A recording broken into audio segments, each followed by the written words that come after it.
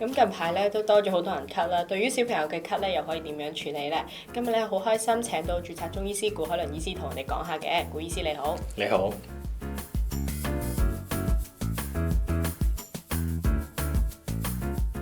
咁就首先想問下顧醫師，其實對於小朋友嘅咳咧，有冇話分為寒咳啊、熱咳啊，或者依家轉季係咪會特別容易咳咧？Phoebe 你講得好啱啊！我哋其實一般咧咳嗽都要分類型嘅。喺小朋友裏面咧，通常我哋最籠統就可以分做寒咳、熱咳，視乎佢究竟即係點樣發病啦。譬如冷親嘅，咁多數會係寒咳；如果俾人傳染啊，食咗煎炸熱氣嘢，咁呢類就會係熱咳。咁其實有冇話即係寒咳啊、熱咳可以點樣分咧？頭先都略提過下啦。通常我寒咳嗰個即係起因咧，通常睇下佢可能着唔夠衫啊，喺冷氣地方啊，或者啲小朋友可能沖涼嘅時候玩水玩耐咗冷親，咁呢一類咧有機會就係寒咳。咁至於寒咳咧，亦都要睇下究竟嗰個季節嘅。如果個季節通常係秋冬天，寒咳嘅機率就會大啲嘅。至於熱咳咧，就好睇嗰個致病嗰個因素啦。如果係食咗煎炸熱氣嘢，好多時候啲咳咧伴隨可能啲痰係黃色嘅，好多眼屎、鼻屎、啲鼻涕都係黃色咧，呢類咧我哋就會覺得傾向熱咳多啲。咁呢一類咧，我哋中藥就需要清熱啦。咁其實即係呢一啲嘅咳嗽啦，會唔會同一啲敏感性嘅咳或者哮喘咧係好相似？可以點樣分？其實喺我哋即係專業嘅角度嚟講咧，咳嗽同哮喘都比較容易區別嘅。咁但係對於一般家長嚟講咧，就可能要花啲心思或者會有啲擔心。一般哮喘小朋友嚟講咧，佢可能由細到大都已經有啲哮喘底，可能已經出入醫院啊，或者可能啲西醫都已經開咗啲文氣俾佢。咁呢類咧就有機會哮喘。至於我哋睇下嗰個表現咧，亦都要睇下同一般咳喘唔同咧。哮喘通常呈發作性嘅，佢可能咧定時定候就會咁樣。有啲咧就需要即係用西藥啦。可能要聞氣先緩解到嘅，或者要比較長嘅時間即係先係休息。咁通常哮喘咧，其實中醫咧就分做哮同喘嘅。哮咧就通常就係佢好多痰聲、噓聲，好似發作咁。另外喘咧就係佢氣息好急好急，同一般咳嗽相對輕微嘅症狀咧係有唔同嘅。咁其實即係依家中醫嚟講咧，對於小朋友嘅咳嗽會點樣處理咧？我諗即係醫治咳嗽咧，無論小朋友同大人咧，其實都主要係透過即係食中藥嘅。咁我哋一般就要辨清楚究竟小朋友究竟佢個咳嘅性質係乜嘢啦。我哋就即係辨證論治、辨證施治咧，揀相對應啱嘅中藥俾佢。譬如頭先講到，如果係熱咳嘅，咁我哋就會即係清熱化痰同止咳啦。如果係寒咳咧，我哋就會用啲偏溫嘅中藥咧，幫佢即係驅風散寒止咳嘅。咁即係當小朋友咳啦，其實有冇話飲食佢要注意啲咩戒口啊？係咪一啲生冷啊，或者一啲可能煎炸嘢唔好食咁樣咧？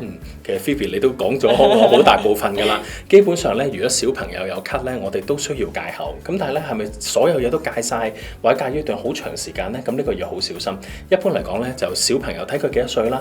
大多數咧，我諗即係生冷凍嘢，或者一啲好惹痰嘅，譬如糖啊、朱古力啊，咁呢一類嘅東西咧，就最好就要減啦。至於辣嘢、煎炸，咁呢啲都對咳咧係會有影響嘅。咁有冇話即係除咗戒口之外，其實可以食啲乜嘢令到佢即係冇咁容易咳啊，或者預防上有作用？其實我哋咧日常食療咧，即係大家可能煲湯都會落下啲南北杏啊，或者屋企可能知道你咳咧，都會燉下川貝。其實呢一類咧就已經係非常好嘅食療嚟㗎。如果咧平時小朋友無論佢寒咳熱咳，其實川貝都啱使嘅。係啦，咁至於如果有陣時話佢都冇乜咳嘅，而家又可能譬如天氣比較熱啊，又容易咳咧，其實可能一啲大家喺街市都買到啲龍脷葉煲湯啊，或者如果我哋係乾咳為主嘅，可能我哋煲多啲蘋果煲雪耳啊，或者雪梨水啊，呢一類咧都係啱咳嘅小朋友去飲嘅。即係如果頭先隨住啱啱你講雪梨啊、川貝啊咁樣，譬如坊間有啲可能燉橙啊、鹹金桔啊，其實即係對小朋友有冇用咧？係嗱，逐樣講啦。其實我自己就冇試過燉橙嘅，但係我都聽到好多媽媽或者啲老人家就話：喂，燉橙呢條偏方得喎。咁燉橙就屬於我哋偏方類，就都唔可以叫做係一個即係好正規嘅食療。咁但係我覺得可以俾小朋友試下嘅。如果佢食完之後，佢哋又肯食，食完真係咧條氣又順啲，同埋始終燉橙都係趁熱食嘅，凡係熱食都應該有啲幫助。咁至於你話其他嘅嗰啲鹹金桔啊，其實鹹金桔咧一般佢止咳嘅力就唔係好叻，但係鹹金桔咧我哋通常飲嚟咧係利咽嘅。佢喉嚨我有少少唔舒服，我想開聲嘅，咁你咪可以飲下鹹金桔。咁一般咳嗽或者咳得耐，都其實喉嚨都會有啲問題。咁我覺得鹹金桔都係幾好嘅選擇嚟嘅。咁其實即係如果小朋友真係好容易咳啦，或者佢半夜會咳醒嘅，咁其實即係有冇話有啲咩係可以舒緩到佢呢一個情況咧？其實好多小朋友都好容易半夜咳醒嘅，咁有啲原因嘅，因為我哋入夜其實個溫度會低啲啦，或者可能有啲人就有啲家長可能覺得小朋友好熱喎，我一定要開冷氣俾佢。其實我哋要好睇個溫度同埋小朋友承受到嘅，可能佢瞓覺嘅時候睡衣我哋着得暖啲啦，即係可能俾佢着嘅薄長袖啦，或者啲衫咧盡量遮到個頸，或者俾小朋友咧可能我哋盡量可能俾啲被佢冚啊，咁呢啲嘢咧其實都幫到。咁半夜咳咧仲有另外一個原因，通常咧就係啲鼻水倒流。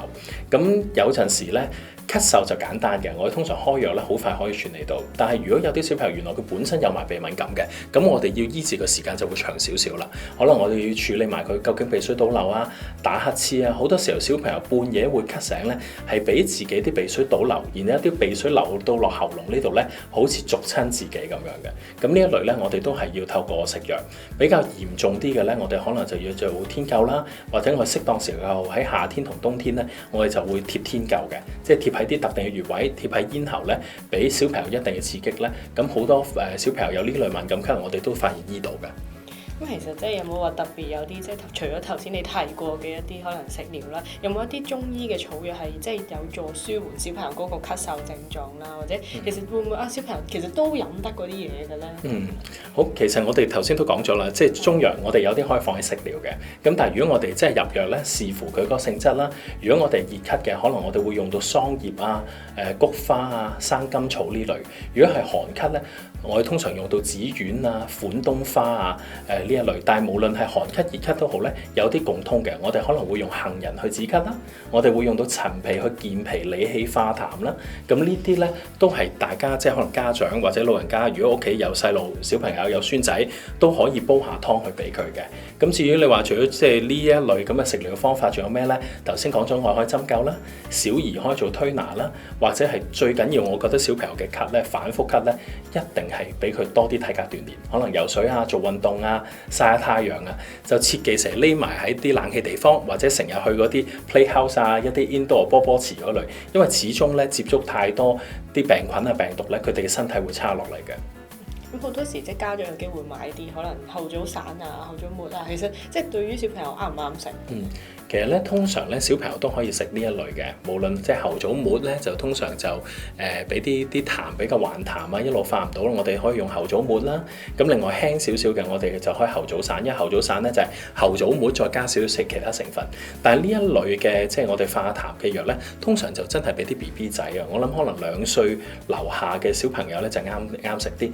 去到我開始大啲，可能入到即係幼稚園啊，即係 K1、K2 去到小學嗰啲嘅話咧，後早末同後早散我哋發現個力度就唔係好夠啦，好冇？同埋好多時候後早散、後早末咧食完咧，如果係好細嘅 BB 咧，因為佢哋唔識自己咳痰噶嘛，好多時候就食完啲後早末、後早散咧，佢就會嘔咗啲痰出嚟咧，咁係有助佢個咳嗽嘅緩解嘅。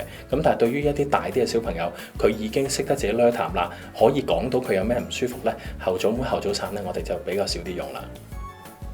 咁對於小朋友嘅咳嗽咧，家長最緊要係識分佢係寒咳定熱咳啦。咁如果有問題咧，就梗係揾翻註冊中醫師去處理啦。今日唔該晒顧醫師，我哋下次再見，拜拜。拜拜。請訂閱我哋嘅 YouTube 頻道，記得撳埋個鐘仔啊！